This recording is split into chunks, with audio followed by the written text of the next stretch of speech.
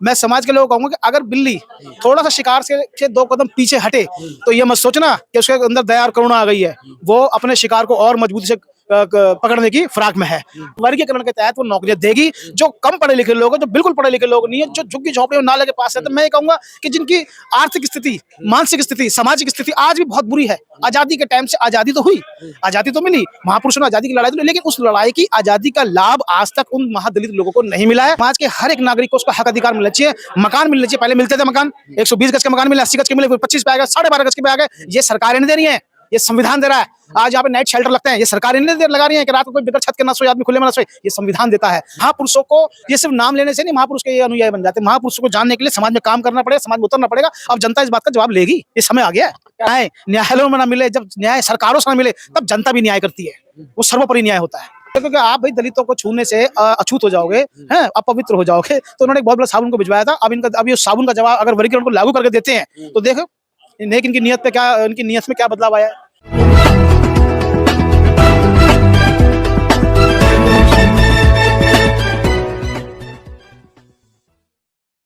एक बार फिर से सचिन जी हमारे साथ मौजूद है। आपने तमाम डिबेटों में उनको देखा होगा। सचिन जी क्या कहेंगे, आज संयुक्त मोर्चे ने जो मीटिंग की है उसमें कई सारी प्लानिंग हुई है दिल्ली को लेकर, और तो क्या कहना चाहेंगे? सबसे पहले तो मैं आपका धन्यवाद करूंगा, जो असली खबर बहुजनों तक आप पहुंचाने का काम कर रहे हो। इसमें आप भी समाज के हित में काम कर रहे हो, आपका भी सम्मान इसमें होगा। आज की जो संयुक्त मोर्चा की जो मीटिंग हमने यहाँ रखी थी, इसमें हमने इसको किस तरीके से और बेहतर तरीके से इसको बनाया जाए, क्योंकि हमने पहले भी 19 मई को कॉन्स्टिट्यूशन क्लब के अंदर करी थी। 2,500-3 हजार लोग आए थे और 2,500-3 हजार में संविधान भी उसके अंदर बांटे थे और मैसेज भी दिया था कि उस वक्त चुनावों का दौर था कि लोकतंत्र संविधान खतरे में है। आज भी वही समय है। आज भी अभी संविधान सुरक्षित नहीं है, संविधान 100% लागू नहीं है। संविधान आज भी उन्हीं के हाथ में है जब उस वक्त भी जो बैठे थे संविधान को हाथ में लेकर के। अगर बिल्ली, मैं समाज के लोगों को कहूंगा कि अगर बिल्ली थोड़ा सा शिकार से 2 कदम पीछे हटे तो ये मत सोचना कि उसके अंदर दया और करुणा आ गई है। वो अपने शिकार को और मजबूती से पकड़ने की फिराक में है। तो अगर ये लोग जो सरकार में लोग बैठे हुए अगर ये कह रहे हैं कि भाई संविधान ही सब कुछ है, संविधान, तो लागू करो उसको, उसे लागू करो। उससे डीएससी समाज को जो वर्गीकरण में फायदा मिलने वाला उसे लागू करो। जो पार्टी जो इसको करेगी समाज भी उसको देखेगा। और मैं फिर बता दूं कि संविधान और लोकतंत्र और संविधान को जब जब खतरा होगा, बहुजन समाज सड़कों पर नजर आएगा। आज की इस मीटिंग के अंदर हमने संगोष्ठियों का जो दौर रखा है, संगोष्ठी का मतलब है हमारे जो दलित समाज के लोग हैं, जो अंतिम पायदान पर खड़ा हुआ व्यक्ति है, उसके तक हमारा पहुंचने का प्रयास है। संगोष्ठियां हम 100 भी करेंगे, 200 भी करेंगे, 500 भी करेंगे। संविधान को बचाने के लिए हम हर कीमत पर जाएंगे, आगे बढ़ेंगे जी। लेकिन लगातार अब तो आप जो बहुजन समाज की बात कर रहे हैं, डीएससी के बाद लग रहा है आपको बहुजन समाज बिखर गया है? बिल्कुल नहीं बिगड़ा।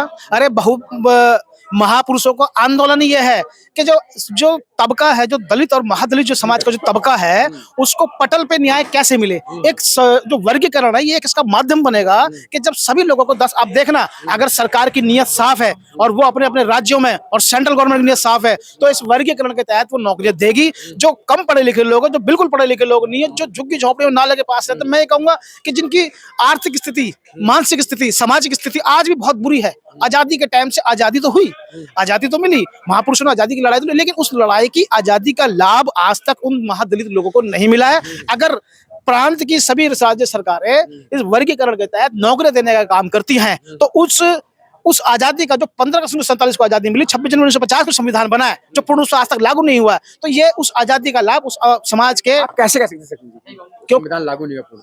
संविधान इसलिए पूर्ण तरीके से लागू नहीं हुआ है क्योंकि आज आप सरकारी स्कूलों की हालत देखिए। संविधान के अंदर प्रावधान है, संविधान कहता है कि समाज के हर एक नागरिक को उसका हक अधिकार मिलना चाहिए। मकान मिलना चाहिए। पहले मिलते थे मकान, 120 गज के मकान मिले, 80 गज के मिले, 25 पे आ गए, 12.5 गज के पे आ गए। ये सरकारें नहीं दे रही है, ये संविधान दे रहा है। आज यहाँ पे नाइट शेल्टर लगते हैं, ये सरकारें नहीं लगा रही है कि रात को कोई बिगर छत के ना सोए, आदमी खुले में ना सोए, ये संविधान देता है। ये कोई व्यक्ति भूखा ना सोए, ये ड्यूटी संविधान सरकार की लगाता है। संविधान कानूनी दस्तावेज वो जनता को नियंत्रण करने के लिए नहीं है, संविधान कानूनी दस्तावेज है राजनीतिक पार्टियों को नियंत्रण करने के लिए कि उनके हक अधिकार वो दे पा रही है या नहीं दे पा रही है। लेकिन लगातार राजनीतिक पार्टियां तो फिर अपनी मनमानी कर रही है ना सर? देखिए मनमानी इनका भी समय आएगा। अब पब्लिक की जो जनता है, जनता जागेगी। कहते हैं कि जब बुरा समय आता है ना तो ये लोग ऐसे ही करते हैं। अब क्या लोगों ने इनको चुन करके, क्योंकि 150 करोड़ लोग तो वहां संसद में बैठ नहीं सकते, ठीक है, विधानसभा में बैठ नहीं सकते, तो ये लोग अपने नुमाइंदे चुन करके संसद में बैठाते हैं, इसलिए कि वो उन लोगों की, लाखों करोड़ों लोगों की बात संसद में रख सके, विधानसभा में रख सके। लेकिन ये लोग आपसी आपसी जो इनकी पार्टियों की पॉलिसियां हैं उनके तहत काम करते हैं, उनमें उलझ के रहते हैं। जो आम जनता उतरसग्रस्त है 5 साल के लिए, हर 5 साल में ये लोग सरकारें बदलती हैं और उनका जीवन जो बेकार रहा। लेकिन ठीक है, जनता जागेगी। लेकिन आपके 131 सांसद तो खामोश रहते हैं ना सर संसद में। सर वो 131 सांसद इसलिए खामोश रहते हैं, उसका कारण यह है कि वो पार्टियों ने बनाए हैं, वो पार्टियों के बनाए हुए एमपी और एमएलए हैं। नेता वो होता है जो सामाजिक आंदोलन से, संघर्ष से वहां पहुंचे, जो वहां सामाजिक आंदोलन संघर्ष से पहुंचा, जनता के बीच से निकल के जाएगा, जो जनता के दर्द को जानता होगा वो वहां पे बात करेगा। क्योंकि महापुरुषों को ये सिर्फ नाम लेने से नहीं महापुरुष के ये अनुयायी बन जाते। महापुरुषों को जानने के लिए समाज में काम करना पड़ेगा, समाज में उतरना पड़ेगा। अब जनता इस बात का जवाब लेगी, ये समय आ गया है। क्या लग रहा है दिल्ली का जो इलेक्शन होने वाला है इसमें वर्गीकरण का मामला गूंजेगा फिर से? देखिए वर्गीकरण का मामला तो चुनाव से पहले भी, चुनाव के अंदर भी और चुनाव के बाद भी ये तो गरमाएगा। क्योंकि ये पहले मिला, फिर 20 साल किसी की चोरी जो अभी खुली है, जिन्होंने चोरी से इसको दबवा दिया, जनता को पता नहीं था, तो आज उनकी चोरियां खुल चुकी है और सरकारों को पता है, पब्लिक को, जनता को पता चल गया है। तो अब उनकी चोरी पे पर्दा जो डालेगा वो महाचोर कहलाएगा। जो सरकार आपका सब प्लान का पैसा खा जाती है, आपको लग रहा है वो वर्गीकरण लागू करेगी दिल्ली में? वर्गीकरण को लागू करने से सरकार का कुछ जाता नहीं है। समाज का, जो गरीब समाज है, जो महादलित समाज है, उसको कुछ मिलता है, समाज का कुछ जाता नहीं है। इसलिए वर्गीकरण उसको लागू करने में कोई दिक्कत नहीं है, दिक्कत नहीं होनी चाहिए। बाकी जनता डिसाइड करेगी ना, भी चुनावों के अंदर जनता हर बार डिसाइड करेगी। अब कंपोनेंट प्लान का भी उसको जो है उसके पैसे का भी हिसाब लेगी और वर्गीकरण का भी हिसाब लेगी, करेगी बात इस पर। तो सचिन जी क्या कहेंगे, ये जो मीटिंग है आप संयुक्त मोर्चे के माध्यम से हो रही है, सरकार के ऊपर दबाव बनाने की कोशिश की जा रही है या फिर समाज को जागृत करने की कोशिश की जा रही है? जिस समाज के अंदर वैचारिक क्रांति नहीं हुई, उस समाज में वैचारिक क्रांति पैदा करना चाहते हैं, उसको महापुरुषों के आंदोलन से जोड़ना चाहते हैं। जो महापुरुषों के आंदोलन को समझ गया, जो जुड़ गया, जब समाज की एक सोच हो जाएगी, जब समाज खड़ा हो जाएगा, तो राजनीतिक पार्टियों का कोई स्तर नहीं रहता समाज के आगे। क्योंकि जनता जब न्याय न्यायालयों में ना मिले, जब न्याय सरकारों से ना मिले, तब जनता भी न्याय करती है, वो सर्वोपरि न्याय होता है। क्या लग रहा है दिल्ली में न्याय होगा? दिल्ली में बिल्कुल देखिए, दिल्ली में भी न्याय होगा। अभी जनता की नजर हर एक पार्टी के ऊपर है। अब वो पार्टियां क्या करती हैं, कैसे करती हैं, वो देखेंगे।